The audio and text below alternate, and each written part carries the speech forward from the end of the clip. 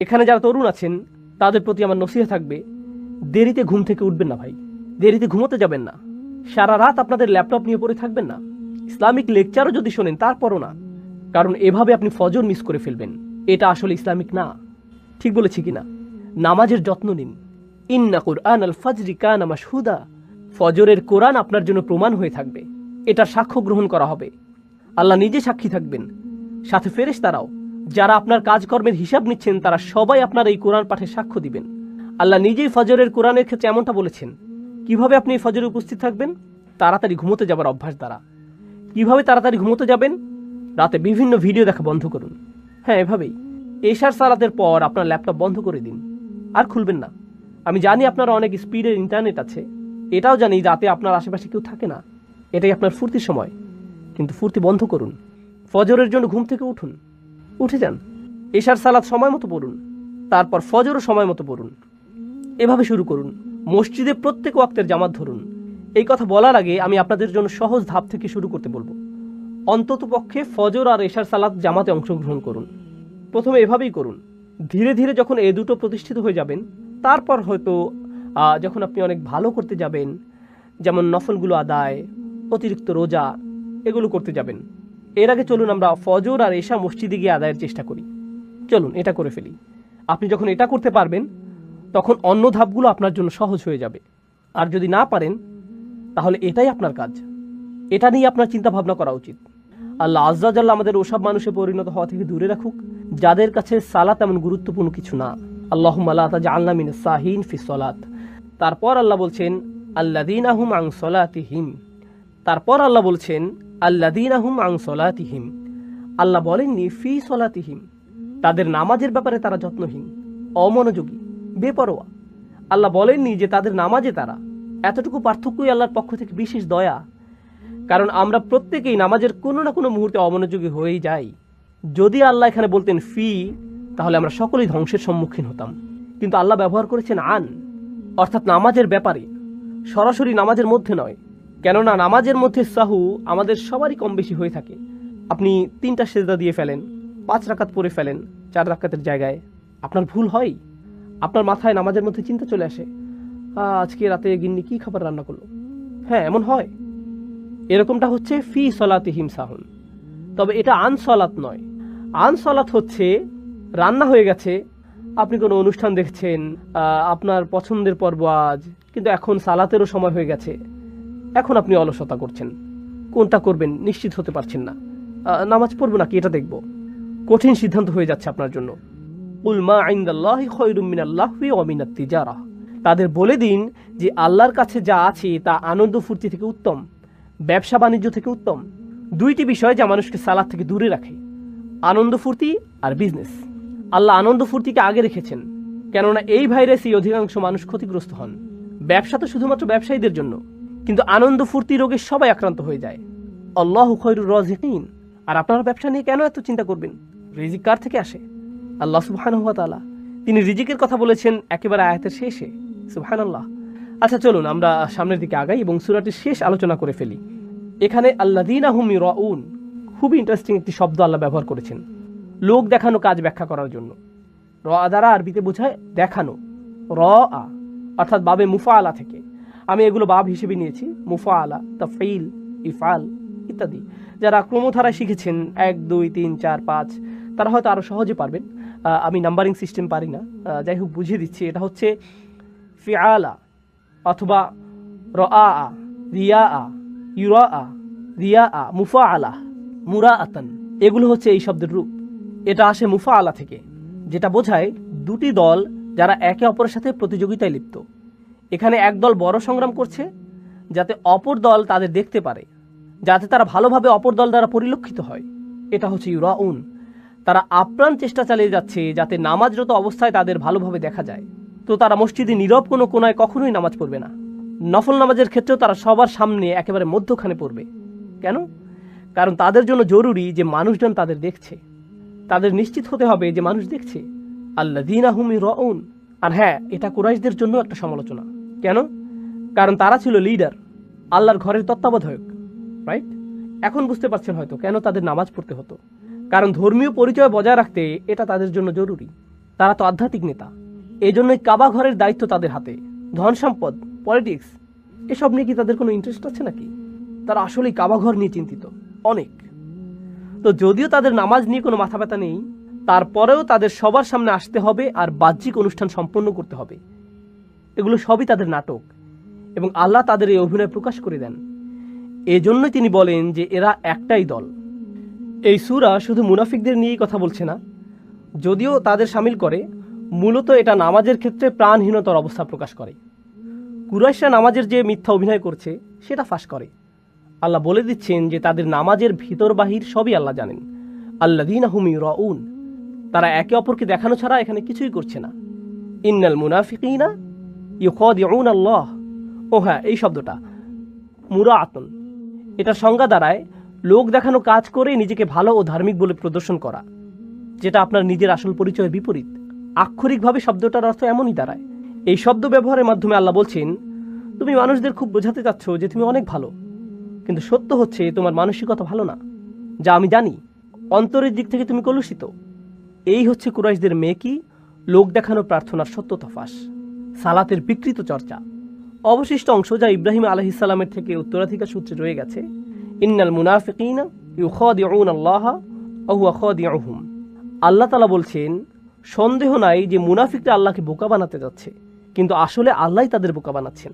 ওয়া ইযা কামু ইলাস সালাতি কামু কুসালা, তারা যখনই নামাজে দাঁড়ায় অলসতার সাথে দাঁড়ায়। আল্লাহ এখানে বলেননি আল্লাযীনা ইযা আকামুস সালাত। আপনারা আকামুস সালাত, আতুজ যাকাত এই শব্দগুলো তো আগে থেকে শুনেছেন নিশ্চয়ই। মুনাফিকদের জন্য আল্লাহ সালাত প্রতিষ্ঠা শব্দদ্বয় ব্যবহার করছেন না, কারণ তাদের সেই যোগ্যতাই নেই।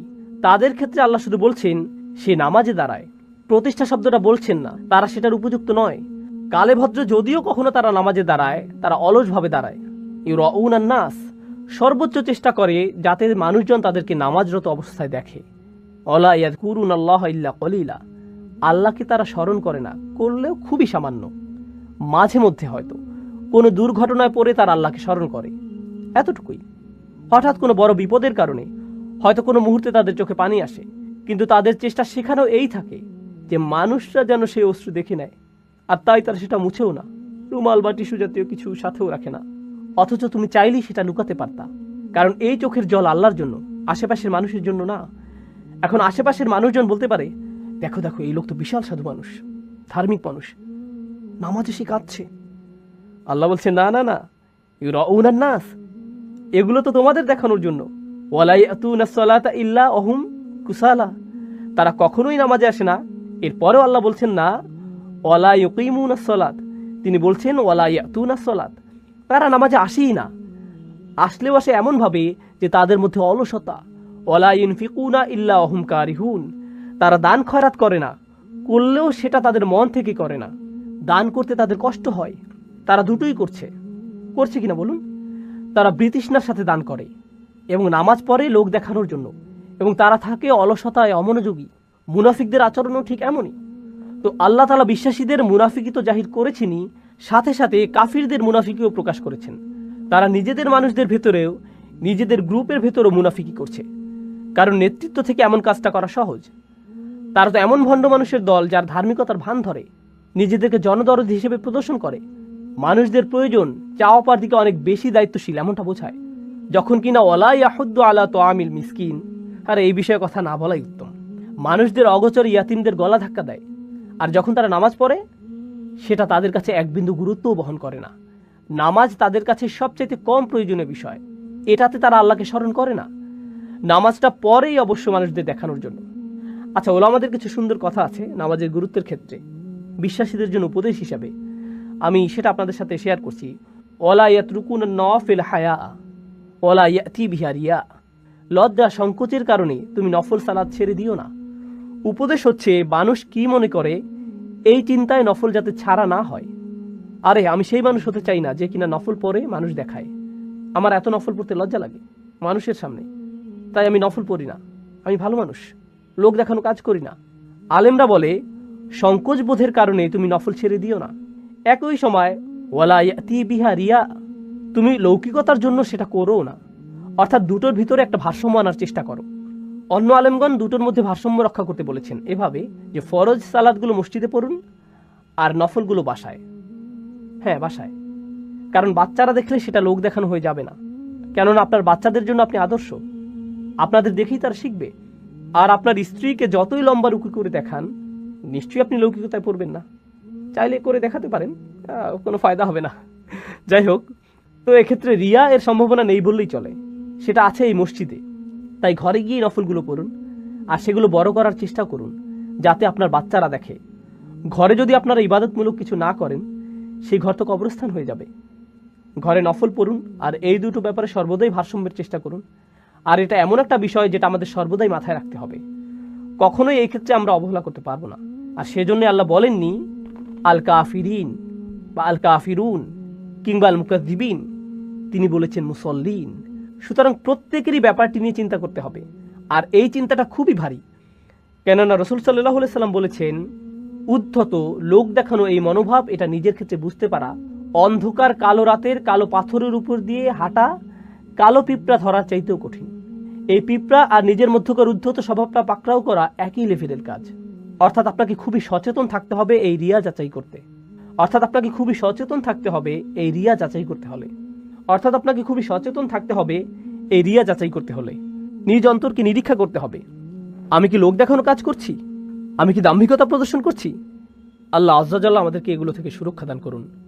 আচ্ছা, এবার আমরা চলে যাচ্ছি শেষ আয়াতে ইনশাআল্লাহ তাআলা। ওয়ায়ামনাউন আল মাউন, এই আয়াতটি আর আগের ওয়ালা ইয়াহুদ্দু আলা তুআমিল মিসকিন, দুটো আয়াত একই বাস্তবতার প্রকাশ ঘটাচ্ছে, কিন্তু এক্ষেত্রে শুধু শেষ পরিণতির দিকে যাচ্ছে বলা যায়। তো লক্ষ্য করুন, এই সূরা শুরু হয়েছে মানুষের অন্তরের মনোভাব চিত্রায়নের দ্বারা, অর্থাৎ দিনের বিরুদ্ধে মিথ্যা বলা। তারপর এটির গতিপথ পরিবর্তিত হয়েছে, আলোচনা হয়েছে মানুষের বিরুদ্ধে করা অপরাধ নিয়ে। তারপর আলোচনা শুরু হয়েছে আল্লাহর সাথে করা অন্যায় নিয়ে। তারপর আবার আলোচনা ফিরে এসেছে কোথায়? মানুষের সাথে করা অন্যায়তে। অর্থাৎ বুঝতে হবে যে এই দুটো বিষয় একে অপরের সাথে জড়িত। আপনি এই দুটোকে আলাদা করতে পারবেন না। এগুলো একেবারেই অবিচ্ছেদ্য সত্তা। যদ্দূর আল্লাহ আজ্জা জাল্লা ইচ্ছা রাখেন, কিন্তু মানুষ চায় বিষয়গুলোকে আলাদা করতে। এটা লক্ষ্য করেছেন? তারা বলবে আমি দানশীল ভালো মানুষ, তবে শুধু নামাজটা পড়ি না। আবার অনেকে রেগুলার রোজা নামাজ পড়বে, কিন্তু দেখা যাবে পরিবারের সাথে তাদের আচরণ খুবই জঘন্য। দেখা যাবে তারা খুবই লোভী, নিজেদের ব্যবসা বাণিজ্যে প্রতিনিয়ত ধোঁকার আশ্রয় নিচ্ছে, ইত্যাদি ইত্যাদি। মানুষ সর্বদাই চায় সেই দুটো বিষয়কে আলাদা করে দেখাতে। আল্লাহ এই সূরাতে কি দেখাতে যাচ্ছেন? তিনি এই দুটো বিষয়কে অবিচ্ছেদ্য এক করে দিচ্ছেন। আপনি এই দুটোকে আলাদা করতে পারবেন না। যদি মানুষের কাছে ভালো থাকতে চান, আল্লাহ আজ্জা জাল্লার কাছে ভালো হতে হবে। যদি আল্লাহ আজ্জা জাল্লার কাছে ভালো থাকতে চান, মানুষের কাছে ভালো হতে হবে। আল্লাহ এই দুটোকে মিশ্রিত করে দিয়েছেন, আর এটাই কোরআনের যৌক্তিকতা। এটা আপনাকে প্রান্তিকতা এবং ধোঁকায় পড়তে দেয় না, আপনাকে বাক্সে আবদ্ধ করে দেয় না। আপনি নিজে হয়তো সেটা তৈরি করেন। কোরআন আপনাকে ভারসাম্যে রাখে। প্রত্যেকটা সূরা নিজস্ব সক্রিয়তায় ভারসাম্য তৈরি করে, যা আমাদের নৈতিক দ্বিধাদ্বন্দ্ব থেকে বিরত রাখে আর এর সাথে জড়িত সমস্যাগুলো থেকে বাঁচায়।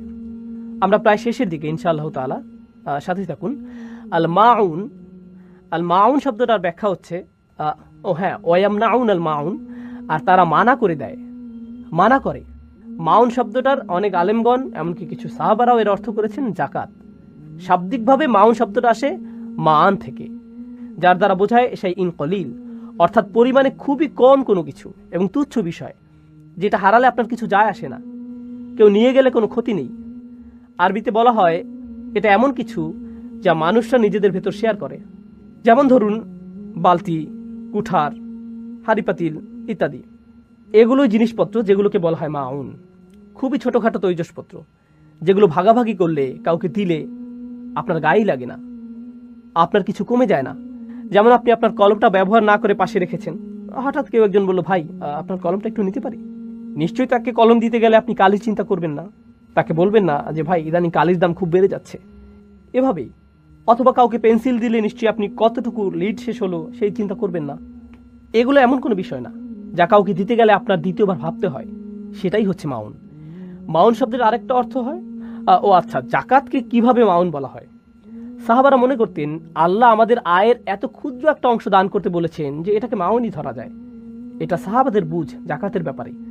মাউন বলতে ওনারা এই জন্যই জাকাতকে ধরেছেন যে 2.5% কিছুই না অতটুকুর তুলনায়, যতটুকু আপনি নিজের কাছে রাখতে পারছেন। এরপরেও যদি এতটুকু মানুষদের দিতে আপনার সমস্যা হয়, এটা কোনো যুক্তিতে খাটে না। কারণ এটা খুবই কম যা আল্লাহ আজ্জা জাল্লা আপনার কাছে চাচ্ছেন। আচ্ছা, মাউন শব্দের আরেক অর্থ আল হক্কু আলাল ইবাদ আলাল উমুম। এটা হচ্ছে আল্লাহর বান্দাদের উপর সাধারণভাবে দান করার অধিকার, যে কারণে এটাকে জাকাত বলা হয়। এছাড়াও সাহিত্যিক দৃষ্টিভঙ্গি থেকে দেখলে খুব চমৎকার সংজ্ঞা। এটা এমন কিছু যেটাতে কার্পণ্য প্রদর্শন করার কোনো সুযোগই থাকে না। যেমন পানি, আপনি পানি নিয়ে কিপটিমি করতে পারবেন না। আল্লাহ এই সূরা শেষে বলেছেন তারা এই মাউন দিতেও নিষেধ করে। তারা এতটাই নিচু মনের, তাদের হৃদয় এতটাই কঠিন যে এটাও তাদের গায়ে লাগে না। এটা এমনকি বখলের মধ্যেও পড়ে না। এতে আরও কিছু আছে। তারা মানুষের মুখে হাসি দেখতে পারে না, মানুষের কোনো উপকার করবে এটা তার ভাবতেও পারে না। প্রথমেই তাদের মনে চলে আসে, আমি কেন তোমাকে সাহায্য করব? কেন সাহায্য করব তোমাকে? কেন তোমাকে কিছু দিব? কেন তোমাকে আমার সাথে নিব? আমার কিছু যায় আসে না, আমি তোমার কাছে ঋণী না তো, আমার এটা দরকার নেই। এই আচরণ এটা এজন্য না যে আমি পারবো না, এজন্য না যে তুমি ব্যবহার করলে আমি আর ব্যবহার করতে পারবো না, বরং কারণ হচ্ছে আমি চাই না, আমার তোমাকে ভালো লাগে না, আমি তোমাকে সাহায্যই করতে চাই না। এটা হচ্ছে কাসওয়াতুল কলব, রুক্ষতা, অন্তরের কঠিনতা। মানে আল্লাহ একটার পর একটা জিনিসের বর্ণনা দিয়ে যান যেগুলো আপনার অন্তরকে কঠিন করে। আর এটা শেষ পর্যন্ত এমন অবস্থায় দাঁড়ায় যে মানুষ যদি একেবারে সামান্য তুচ্ছ জিনিসও আপনার কাছে চায়, একটা রুমাল বা টিস্যু, প্রতিবেশী এসে আপনার দরজায় করা না রে একটু লবণ চেয়ে, না, আপনি মুখের উপর দরজা লাগিয়ে দেন। তারা কিভাবে আমার থেকে লবণ নিতে পারবে? যত সব জঘন্য। খুবই হতাশাজনক তাদের এই আচরণ। মানুষ কতটুকু নিচে নামতে পারে এখান থেকে বোঝা যায়। আর আপনারা বলেন যে আপনারা নাকি সমাজের নেতা, নিজেদেরকে আল্লাহর ঘরের অভিভাবক দাবি করেন। আপনাদের সম্পর্কে আগের সূরাতে আল্লাহ আজ্জা জাল্লা বলছেন, আমি তোমাদেরকে খাওয়াই, তোমাদের খাদ্য আমিই দেই, আর তোমরা এই ধরনের আচরণ করবে যেন এগুলো তোমাদের সৃষ্টি। এমন ভাব করছো যেন নিজেরা বানিয়েছো তোমরা এগুলো, আমি দিয়েছি তোমাদেরকে, আর এভাবে নিজেদের কাছে লুকিয়ে রাখবে তোমরা। সুবহানাল্লাহ। আল্লাহ তাদেরকে কি দিয়েছে আর তারা কেমন আচরণ করছে, দুটোর মধ্যে পার্থক্য। তো যেমনটা আমরা আগেই বলেছি, হুয়া শাইউন কলিল। একেবারে শেষে আমি আপনাদের সাথে একটা দোয়া পড়তে চাই। ইমাম রাজি রাহিমাহুল্লাহ এই সূরার শেষ প্রান্তে এই চমৎকার দোয়াটি করেছেন, আপনাদের সাথে শেয়ার করতে চাই আমি দোয়াটি। খুবই অন্তরস্পর্শী এই দোয়াটি আসলেই। ওয়ানাখতুমু তাফসির হাযিহি সূরাতি বিদুআই। আমরা এই সূরার তাফসির একটি দোয়া দ্বারা শেষ করছি। ইলাহানা ইল্লাল্লাহ, যার ইবাদত আমরা করি এবং শুধুমাত্র যার কথা আমরা মেনে থাকি। হাযিহি সূরাতু ফি যিকরিল মুনাফিকিন, এই সূরাটি মুনাফিকদের বিবরণে নিবেদিত। সূরাতুল্লাতি বাদাহা ফি সিফাতি মুহাম্মদিন সাল্লাল্লাহু আলাইহি সাল্লাম, আর এর পরে যে সূরাটি এসেছে সেটি রাসূলুল্লাহ সাল্লাল্লাহু আলাইহি সাল্লামের বৈশিষ্ট্য নিয়ে আলোচনা করেছে। কোন সূরার কথা বলা হচ্ছে? ইন্না আ'তাইনাকা আল কাউসার, যেটার কথা তিনি বলেছেন, ফানাহনু ইল্লাম নুসাল্লি ইলা তাআতি মুহাম্মদিন সাল্লাল্লাহু আলাইহি সাল্লাম, আমরা যদি কোনোভাবেই রাসূলুল্লাহ সাল্লাল্লাহু আলাইহি সাল্লামের আনুগত্যের লেভেলের সমমর্যাদায় পৌঁছাতে নাও পারি, মুহাম্মদিন সাল্লাল্লাহু আলাইহি সাল্লাম ওয়া ইলা আসহাবিহি, তার সাহাবীদের কাছেও যদি না যেতে পারি, লাম নুসাল্লি ফিল আফআলিল কবিহ ইলা হাউলাইল মুনাফিকিন, তাহলে আমাদের এই ধরনের নিচু জঘন্য মানসিকতার মানুষদের কার্যক্রম থেকেও দূরে রাখুন। আমরা যদি অত উঁচু পদমর্যাদায় নাও যেতে পারি, আমাদেরকে এত নিচুতেও নামতে দিবেন না। ফাফু আন্না বিফাদলিকা ইয়া আরহামার রাহিমিন, ভালোবাসার সাথে আপনার বিশেষ অনুগ্রহে আমাদের ক্ষমা করুন, আপনি তো দয়াশীলদের মধ্যে সবচাইতে বেশি দয়াবান। সাল্লাল্লাহু আলা সাইয়্যিদিনা মুহাম্মদ ওয়া আলা আলিহি ওয়া সাহবিহি ওয়া সাল্লিম। আর অবশ্যই তিনি দোয়া শেষ করলেন রাসূলের উপর সালাওয়াত ও সালাম পেশ করে, সাল্লাল্লাহু আলাইহি সাল্লাম। আসলে খুবই চমৎকার একটি দোয়া। শেষ কথা যেটা আমি বলতে চাই এই দোয়ার শেষে, সেটা হচ্ছে এই সূরা যতটুকু দিনের শিক্ষা সম্পর্কে আমরা অবগত, দিনের একেবারে মূল শিক্ষাগুলোর মধ্যকার একটি। যদিও আপনি আয়াত, প্রমাণ, দলিল ইত্যাদি স্মরণে নাও রাখতে পারেন, শিক্ষাটা, এই দিনের মজ্জাগত যে শিক্ষা জীবনের জন্য, সেটা আসলে খুবই খুবই সাধারণ দুটি বিষয়, যেগুলো আপনার অন্তরকে নরম রাখবে আর আপনার নিজের কাছে প্রমাণ করবে যে আপনি পরকালীন বিচার দিবসকে অস্বীকার করেন না, সেই দিনকে অস্বীকার করেন না। এর জন্য দুটো প্রমাণ হচ্ছে কিভাবে আপনি নামাজ পড়েন এবং কতটুকু আপনি দান করেন। দান খয়রাত, মানুষের সাথে আপনার লেনদেন, আর আল্লাহর সামনে আপনার সালাতগুলো, এগুলোই হচ্ছে আখিরাতের উপর আপনার বিশ্বাস ঠিক কতটুকু শক্তিশালী সেটার প্রমাণ। আর পরকাল থেকে আপনি কতটুকু প্রত্যাশা রাখেন সেটাও এখান থেকে বোঝা যায়। যদি আমাদের নামাজগুলো দুর্বল হয়, সেটা আমাদের জীবনে পরিকল্পনা হওয়া উচিত। এটা ঠিক করাকে লক্ষ্য বানিয়ে ফেলুন। আর ইয়াতিমদের সাথে আমাদের লেনদেন, আমরা তো অন্য মানুষদের প্রয়োজন চাহিদা নিয়ে কথাও বলি না। আমরা যদি এসব ব্যাপারে চিন্তিত না হই, তাহলে এটা বড় চিন্তার বিষয় আমাদের জন্য। সবার আগে আমাদের নিজেদের পরিবারের জন্য। আপনি ভালো করেই জানেন আপনার পরিবারে এমন অনেক মানুষ আছেন যাদের আপনার সাহায্যের প্রয়োজন, আর সেখানে কিছু মানুষ আছে যাদের আপনি পছন্দ করেন না। আপনার চাচাতো ভাইটিকে আপনি পছন্দ করেন না, কিন্তু তার সাহায্যের প্রয়োজন। আপনার খালাকেও আপনি পছন্দ করেন না, উনি আপনার সাথে চেঁচামেচি করেন, বেশি উদ্ধত স্বভাবের, কিন্তু তার সাহায্য প্রয়োজন। আর্থিকভাবে তার আপনাকে প্রয়োজন। এই মানুষরা সাহায্য পাওয়ার যোগ্য দাবিদার, প্রাপ্য, যাই করুক না কেন। কারণ আপনি এটা তাদের জন্য করছেন না, করছেন এজন্য যে এটা আপনার নিজের কাছে প্রমাণ করে যে পরকালের প্রতিদানে আপনি বিশ্বাস রাখেন। আল্লাহর দেয়া একটা সুযোগ মাত্র। আল্লাহ আজ্জা জাল্লা আমাদের তাদের মতো করে নিক যারা সঠিকভাবে অন্তর থেকে বিশ্বাস করে। আল্লাহ তাআলা আমাদের নামাজগুলোকে সঠিক করে দিন, আর তিনি সকল ঘৃণ্য কাজকর্ম থেকে আমাদেরকে বাঁচিয়ে নিন। আল্লাহ আজ্জা জাল্লা আমাদের একে অপরের প্রতি আচরণে এবং সমগ্র দুনিয়ার মানুষের প্রতি আচরণে সহানুভূতিশীল করে দিন, আর এই দিনের সৌন্দর্য দানকারী হিসেবে আমাদেরকে জীবন্ত আদর্শে পরিণত করুন।